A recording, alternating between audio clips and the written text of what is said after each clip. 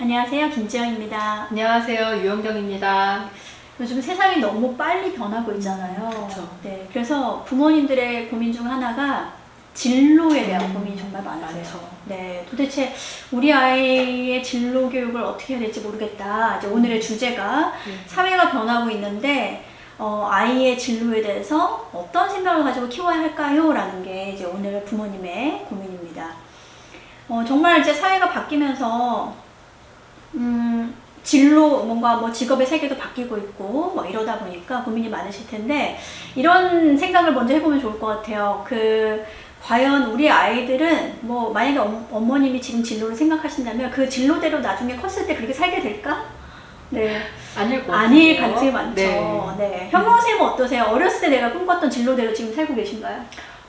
제가 물론 지금은 퇴직을 했지만 한 번도 교사가 꿈이 아니었어요? 꿈이 아니었고요. 그렇게 잘 하시던 교사가 꿈이 아니었군요. 네네. 선생님이 되고 싶었던 적이 없었어요. 그러니까 제가 선생님이라는 직업을 선택했던 거는 대학교 4학년 때. 오, 진짜요? 네, 물론 이제 사범대를 갔지만 그것도 좀 점수 맞춰서 간 거였고, 그래서 4년 동안 대학생활 하면서 임용고시나 이런 선생님 될 생각을 안 하고 있다가 IMF가 터졌어요. 그쵸. 외부적인 네. 상황이 상당히 중요해요, 진로 결정에서. 네, 제가 대학교 3학년 때 IMF가 터지면서 그때 뭐 임용고시 공무원 그런 게 제일 안정적인 직업이었고. 네. 네. 그래서 친구들과 함께 열심히 공부해서 붙었습니다. 네. 그렇군요. 저랑 반대시네요. 저는 어렸을 때부터 꿈이 선생님이었어요. 네. 네. 근데 선생님은 안 하고 있죠, 지금은. 네. 그냥 어렸을 때부터 꿈이 선생님이었는데, 지금 생각해보면 아는 직업이 별로 없었어요. 그쵸. 네, 그냥 뭔가 사람들한테 이렇게 뭔가 나누고 이런 걸 좋아해서 그냥 막연하게 선생님이 되면 좋겠다 생각했던 거지, 나중에 제가 지금 사회생활 다른 걸 하다 보니까 딱 선생님이 꿈이었던 건 아닌 것 같아요. 그쵸. 아이들이 아는 직업이 제가 한번 교사를 할 때 아이들한테 직업을 한번 다 써서 내보자 했는데 열 몇 개가 안 돼요. 그쵸. 네, 아이들이 30명이 쓴 게 열 몇 개가 안 되더라고요. 맞아요. 네. 그러니까 우리가 뭐 진로를 생각한다 그러면 아이들이 어쨌든 직업을 생각하는데 그 직업 중에 내가 하고 싶은 것도 없고 할 수 있는 것도 없는 거죠, 당연히. 그쵸. 네. 보통 우리가 이제 진로에 대한 고민들을 뭐 초등학교 때부터 쭉쭉 하긴 하지만 많은 부모님들이 또는 선생님들이 진로를 공부랑 연결시키잖아요. 그쵸. 네.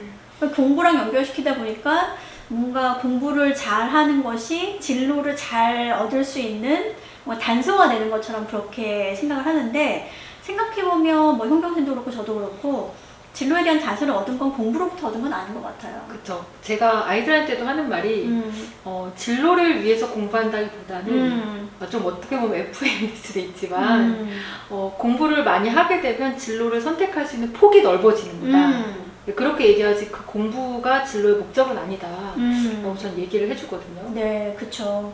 그럼에도 불구하고 이제 많은 아이들이 그쵸. 저는 진로가 고민돼요. 그래서 왜 물어보면 왜냐하면 전 꿈이 없어요. 이렇게 얘기하는 거잖아요. 네. 근데 꿈이 없어요 라고 말하는 아이들이 참 많은데, 선생님은 이 현실에 대해서 어떻게 생각하세요? 실제로 학교에 보면 꿈 없는 친구들이 상당히 많은데. 많죠. 근데 저는 그 진로라고 하는 거는 어떻게 보면 직업이 될 수도 있고 내가 하는 일을 가지고 말할 수도 있지만 끊임없는 선택과 집중의 연속인 것 같아요. 네네. 그래서 내가 여러 가지 중에서 무엇을 선택하며 앞으로 나아가는가, 그렇게 좀 진로를 바라본다면 꿈이 없지 않죠. 그렇죠. 네, 우리가 네. 직업으로만 진로를 바라보기 때문에 저는 꿈이 없어요 라고 말하지만 아이들은 앞으로 나아가고 싶은 그런 방향은 가지고 있거든요. 그렇죠. 네, 그래서 저는 다시 물어봐요. 그럼 너는 어떻게 살고 싶니? 그러면 얘기해요. 그러면 그게 선생님이 될 수도 있는 거고 네. 또 다른 직업이 될 수도 있는 네. 그렇죠. 어떻게 보면 정말 진로는 내가 어떻게 살고 싶은가라는 것에 있어서의 이렇게 방향을 알려주는 것이지 직업을 알려주는 그런 지표는 아니다라는 생각이 들고요. 그러기 위해서는 우리 아이들이 좀 나에 대해서 많이 아는 시간이 필요한 것 같아요. 네. 그냥 단순히 아이들이 너무 학교 공부로만 본인의 능력을 평가하다 보니까 네. 아이들이 공부를 못하면 자존감도 낮고 나는 뭐도 잘 못할 거다라고 네. 생각하지만 사실 또 우리가 어른이 돼서 보면 어렸을 때 그 모범생이고 공부만 잘하던 아이들이 다 잘 사는 건 아니잖아요. 반대인 경우가 더 많죠.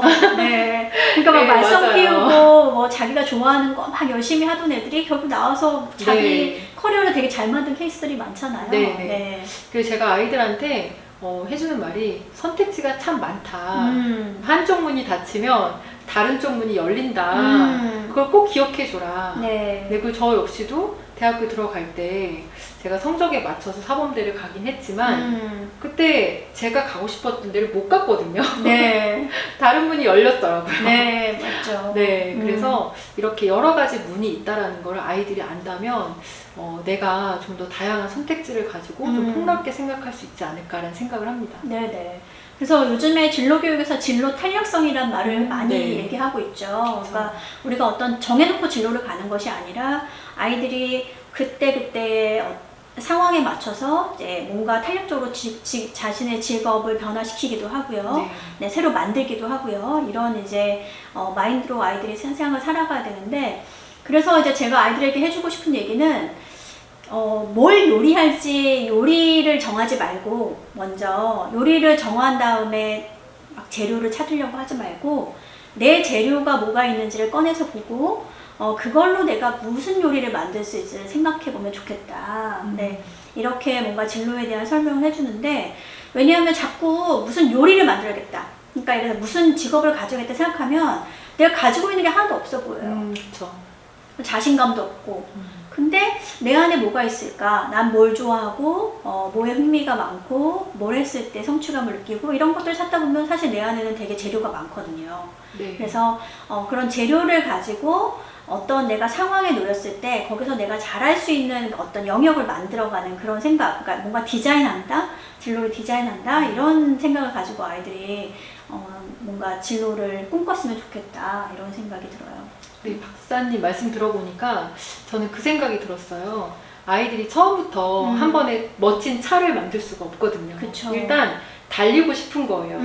그런데 아이들이 나는 차를 만들 거야 라는 생각만 가지고 하면 어느 세월에 그 차를 만들어요. 그쵸. 처음에는 보드를 타다가 나중에 싱싱이를 타다가 그리고 나중에 불편하네 그러면 자전거가 되고 네. 모터를 달면 오토바이가 그쵸. 되는 거고 이렇게 하나씩 발전시켜 나가다 보면 어느 날 차가 만들어져 있을 수 있거든요. 그래서 저는 자기가 가지고 있는 거 안에서 하나씩 시도해 나가면서 무언가 하면서 앞으로 나아가라 라는 그런 말을 꼭 아이들한테 해주고 있습니다.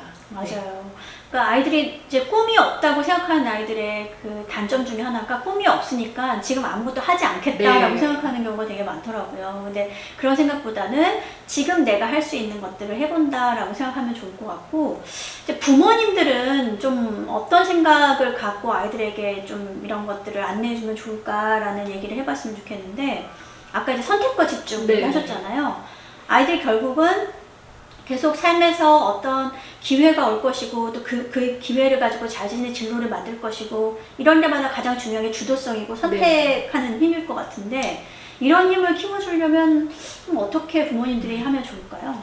저는 아이들한테 선택할 수 있는 경험을 좀 많이 줘야 된다고 생각해요. 그러니까 그래서 저도 좀 의식적으로 아이가 뭐 한여름에 겨울옷 입고 나가겠다고 입고 나가도록 했어요. 네. 아이가 깨닫고 덥구나 라고 알더라고요. 네. 그래서 뭐 먹는 거, 입는 거 이런 것도 아이한테 여러 개 중에 네가 한번 선택해봐라. 네. 오늘은 뭘 하고 싶니?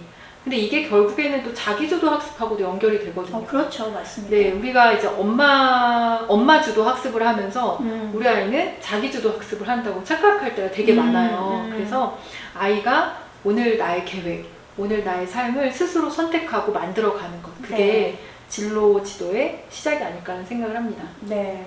그리고 또 저는 하나 말씀드리고 싶은 게, 요즘에 뭐 4차 산업혁명이니 인공지능이니 이런 얘기를 하니까 부모님들이 이제 미래에 유망할 직업, 이거에 대한 그렇죠.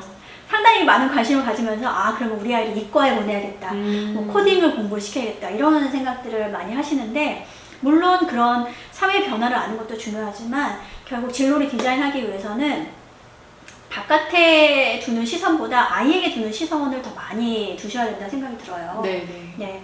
그래서 제가 이렇게 주변에 자신의 커리어를 잘 만들어 가시는 분들을 보면 결국은 이 외부의 변화, 외부에서 필요로 하는 일과 내가 잘할 수 있는 일, 관심 있는 사이에 뭔가 교집합 있잖아요. 우리가 벤 다이어그램 그리면 그쵸. 딱 교집합. 그걸 잘 찾는 사람들이 정말 커리어를 잘 만드는 사람이라 생각이 네. 들거든요. 근데 우리 아이들이 이 자신의 내부에 쌓인 내가 관심 있는 거, 흥미 있는 거 이런 것들을 볼 기회가 너무 없다 보니까 이 두 개의 교집합을 만들 수 있는 힘이 없는 것 같아요. 맞아요. 네.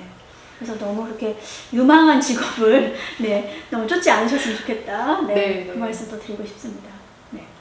혹시 또 마지막으로 진로교육과 관련해서 부모님들에게 해주고 싶은 말씀 있으실까요? 우리 세대의 눈으로 아이의 미래를 아. 결정하지 말자. 너무 중요한 말이죠. 네, 전 그 말씀 꼭 드리고 싶어요. 네. 네, 우리가 보는 건 지금 현재 상황이잖아요. 그리고 과거죠. 우리가 네, 경험했던 과거의 과거. 경험을 네.